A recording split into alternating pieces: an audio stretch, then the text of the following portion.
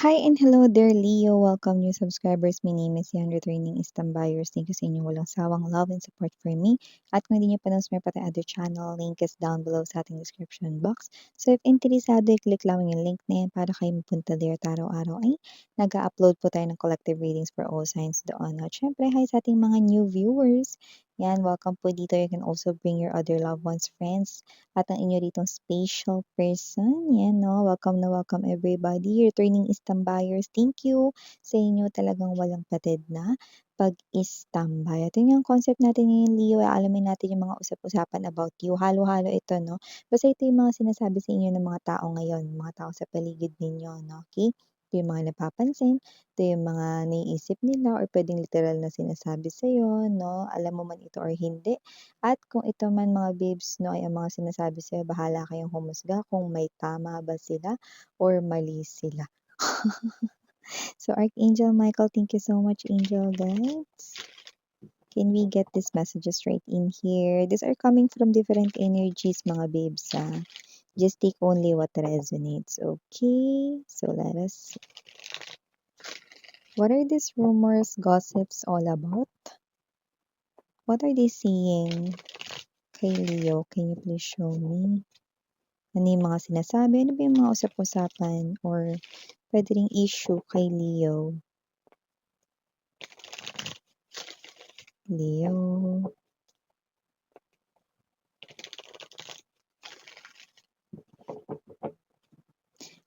Okay, so let's go ahead and check these issues right here or mga sinasabi, usap-usapan sa'yo. Leo, you have here the energy of the Ace of Swords. We also have here the Seven of Swords for Leo. Nandito rin for Leo ang Eight of Wands, Seven of Coins, the Knight of Swords, the Three of Cups, Magician, the Hierophant energy, and the Ace of Pentacles or Ace of Coins. Okay, so Leo, so nakikita ko rito, no, meron dito na nagsasabi na very bright daw si Leo, no. Doesn't have to be na ito ay academically, no, or whatsoever, no. Pero parang may energy siya rito ng kampante siya kapagka ikaw yung nagbigay ng iyo rito, no, na opinyon, suggestion, no, or 'pag ikaw yung nag-isip, no.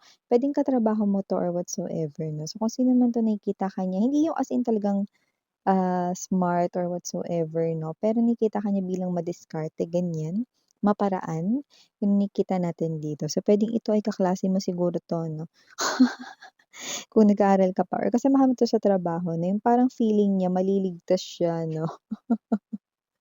Sa isang gawain na hindi niya maintindihan 'no, basta kapagka may opinyon ka, pinakikinggan ka, kasi yung mga opinyon mo may sense, Leo, and at the same time very helpful ka, 'yan. Ibig sabihin madiskarte ka daw 'no, yeah, in other words 'no, ang pinaka-word talaga nakuha natin dito matalino si Leo, ayan 'no, ang ganda umpisa pa lang yun mga babes 'no. Maliban diyan nakikita ko rin dito 'no na si Leo daw, okey, kapagka nag-ipon ng pera ay talagang ipon talaga 'no. So, puwedeng may mga energies yung energy na 'to na nakikita natin dito na possible na, ito yung energy mga babes 'no, na puwedeng hindi mo napagbigyan, puwedeng mangungutang ito or hihiram ng pera sa inyo dati 'no, pero maaaring kayo ito na tinanggihan niyo siya 'no. Doesn't have to be na nagdadamot kayo 'no, pero nakita natin dito na puwede kasing meron kayo with the Seven of Coins energy na meron ding gagawin. Nagkataon lang na kailangan niyo rin ng money. Money niyo 'yun, so siyempre 'no, ayaw ninyo na kayo naman yung mahirapan 'di ba, saan kayo maghahagilap 'no. So, kung sino man 'tong energy na 'to 'no, maaaring ito yung energy na hindi mo rito napagbigyan o hindi mo napahiram ng pera 'no, pero alam niya na ikaw ay mapera, okey? Kaya nga ikaw yung lalapitan niya dahil 'pag nag-ipon daw si Leo talagang ipon talaga 'no. 'Pag nag-focus kayo na mag-ipon for something or, puwedeng nakikita ka rin nitong tao na 'to bilang someone na magaling mag-handle ng kanyang pinansiyal. So, definitely 'no, nakikita natin 'yun. Pero 'yun nga lang parang medyo may ano siya, tampo sa'yo. So, puwedeng 'yan ay friend or kapitbahay na hindi napahiram ng pera kasi ang nakikita ko rito puwedeng sumabay sa time na kailangan mo din kasi, eh, money mo naman 'yun, 'di ba? So, it's your decision to make, okey? At puwedeng na-reject mo yung kanya ritong request, okey? So, aside from that 'no, nakikita natin dito 'no, na si Leo is possible eto mga babes 'no, possible na I don't know, okey, pero may energy rito 'no, na 'pag nagkakaroon daw ng ayaan 'no, lagi kang pass, 'yan 'no. So, maaaring may mga times din kasi na busy kayo mga babes 'no, or may energy kayo rito na parang may energy kayong ayaw niyo munang lumabas, ayaw niyo munang gumala 'no, ta's nata-timingan mga babes 'no na, may ayaan 'no. So, possible na either alin dun 'no, pero may mga energy dito, naku si Leo, wag mo na nga 'yan ano, i-chat, feeling ko pass na naman 'yan. So, puwedeng friends 'yan, puwede rin naman 'yan mga babes 'no, na, laging alam mo 'yun 'no, yung 'pag inaaya niya kayo laging ang naaabutan niya ay, "Pass muna ako, next time na lang ako pre," 'yan 'no, or, "Next time na lang ako sis," 'yan 'no, parang may gano'n kayong klase ng energy 'no. So, 'pag si Leo daw 'no, is parang ganiyan 'pag tinamad 'no, kaya parang may energy rin sila rito. Alam mo habang good mood si Leo, ayain mo na siya ngayon. Kasi 'pag nagbago yung isip niya, hindi na 'yan sasama, 'yan. Kasi may gano'n din sila 'no, kaya humusga kung may katotohanan ba 'yun mga babes. Pero 'yun yung napansin nila sa'yo, okey?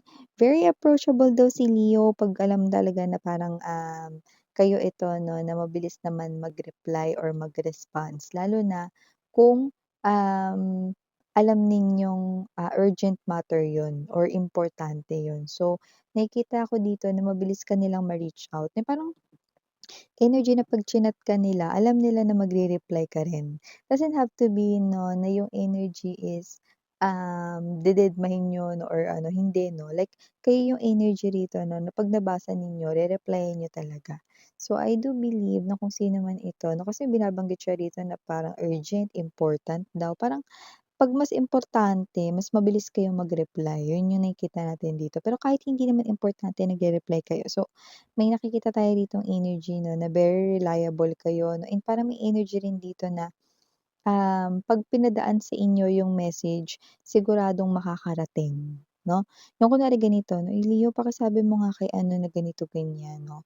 Parang merong, kampante mode yung nagsabi sa'yo na makakarating yung sinabi niya dun sa recipient or sa taong tatanggap ng mensahe 'no. Sige, 'yan 'no. So, puwedeng may energy rin dun na hindi rin kasi kayo makakalimutin, 'yan. So, maliban diyan pagdating naman daw sa love with the Hierophant energy 'no, once na talagang ma-feel mo na talagang happy ka with that person, talagang nagse-stay ka na daw 'no. At si Leo daw yung klase ng energy na hindi papalit-palit ng boyfriend, girlfriend 'no. So, kung sino man ito puwedeng family member ito 'no, maaaring kayo kasi Leo 'no is puwedeng isa, dalawa, tatlo, basta bilang lang sa daliri yung mga naging ex ninyo 'no, kasi ang gusto ninyo ay date to marry 'no. Yung parang 'pag nahanap na ninyo talaga yung happiness ninyo sa isang person, talagang ite-take niyo ito 'no to the next higher level of commitment 'no, yung symbol ng ladder or stairs dito 'no. So, definitely date to marry daw kay Leo, and nakikita nitong mga tao na 'to 'no, na when it comes to love, you are very serious and at the same time 'no, 'pag nahanap mo na talaga yung the one for you, hindi mo na ito pinakakawalan pa. Okay, so meron ditong klase ng energy, si Leo daw kapag ninamit 'no ay simple lang, okay.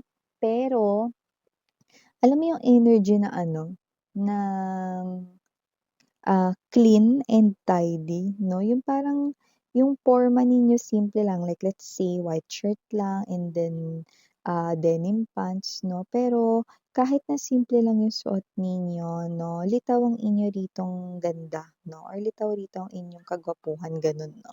So, kasi naman 'tong energies nito nakikita natin dito 'no, na ito yung klase ng energy mga babes 'no, na itong mga nakapansin na ito 'no, is alam nila rito na na may itsura kayo 'no, kahit hindi kayo as in talaga mag-ayos 'no. So, I think puwedeng ito yung mga may secret na crush sa'yo. or baka ito yung mga nakakapansin dito 'no, like neighbors, kapitbahay 'no, 'yan. Itong sunod kong babanggitin mga tsismoso-tsismoso talaga 'tong nagkukuwentuhan na 'to 'no. Ang sinasabi nila rito sa inyo mga babes 'no, ay kung ano-ano lang 'no, parang feeling ko walang basahin masyado 'tong sinasabi nila 'no. Pero parang may energy rito 'no, na may kinakalat silang issue rito 'no, na posibleng kayo daw ito 'no, Leo 'no, na kapagka maganda 'no, yung pinansyal ng isang tao, yun yung ife-friend ninyo 'no. Hindi daw kayo rito nagfe-friend ng mga dukha 'no or whatsoever 'no. Pero ang tingin ko hindi nagfe-friend si Leo, mga tsismoso-tsismosa kayo. Siguro tina-try ng mga 'to, mga babes na makipag-friend sa inyo. Alam niyo na, kapitbahay, 'di ba? Pero dahil alam mo rin naman 'no, na pinag-uusapan ka nila baka hindi mo rin sila pinapansin. So, parang feeling nila hindi mo sila pini-friend 'no. So, parang ang sinasabi nila rito ay ganyan. Siguro nakikita nila rito yung mga kaibigan mo 'no, siguro 'pag nanamit mga kaibigan mo parang, ang ayos 'no, yung iba siguro classy, maporma. So, parang may sinasabi silang gano'n na parang 'pag hindi mapera hindi raw ife-friend ni Leo, yun oh. So yan, 'di ba may mga ganyan. Sabi ko sa inyo tsismoso-tsismosa yung next nating hahagipin 'no. Okey, alam mo tingin ko, hindi mo talaga pini-friend 'tong mga 'to kasi nga puro tsismis. Walang ginawa kundi makipagdaldalan sa kanto pag-usapan yung mga kapitbahay, 'di ba? So puwedeng gano'n din 'yan or baka 'yan yung mga office mates 'no, ng mga imbir na puwede rin, okey? So maliban diyan nakikita ko rin dito 'no, Leo, ito possible ex mo itong nagsasalita na ito, okey? Si Leo daw may isang salita, once na sinabi talaga ni Leo na ayaw niya na talaga. So with Seven of Swords, Knight of Swords energy, puwedeng hinabol ka na nitong ex mo na 'to na makailang beses or triny niya na habulin kayo or makipagbalikan sa inyo pero mukhang ito ay ini-reject ninyo 'no, or mukhang ito ay tinanggihan ninyo. So parang, sinasabi nitong tao na 'to na once nakapagdesisyon ka na talaga, final na talaga yon 'no, wala ng change of mind na nangyayari, 'yan 'no. And also nakakita rin tayo ng energy rito 'no, Leo, na meron ditong energy na nakikita na parang halos lahat ata ng gusto mo ay nakukuha mo 'no. More likely ito ay posibleng material things 'no. Nakikita niya kasi rito na parang pinaghihirapan mo yung mga bagay kaya mo nakukuha 'yan. So, puwedeng family member 'yan, puwede ring friends 'no. Parang kunwari gusto mo ng something expensive na bilhin for yourself, like let's say 'no, iPhone 17 Air or iPhone 17 Pro which is the latest now 'no. Okay, nabili mo 'yun kasi pinaghirapan mo.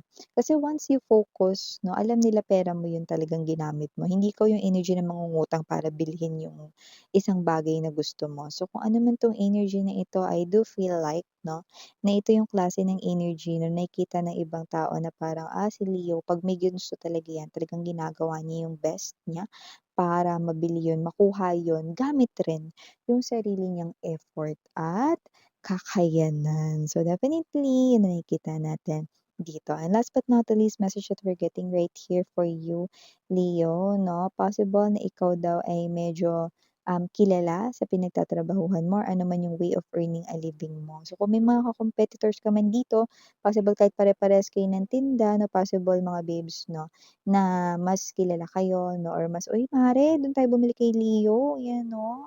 So kahit na meron ka pang mga kompetensya iba, kahit hindi ito sa, business 'no, puwedeng sa work din ito 'no, mas matunog ang pangalan ninyo 'no. So may ganong klase ng energy. So yeah, ito yung mga usap-usapan about you, Leo. Kayong humusga kung yan ba ay trueness or hindi. Basta yan ang nahagip natin ng mga sinasabi ngayon ng mga energy surrounding you. So yeah, these are all the messages I've got right here for you, Leo. Thank you so much again, and your Yana on me.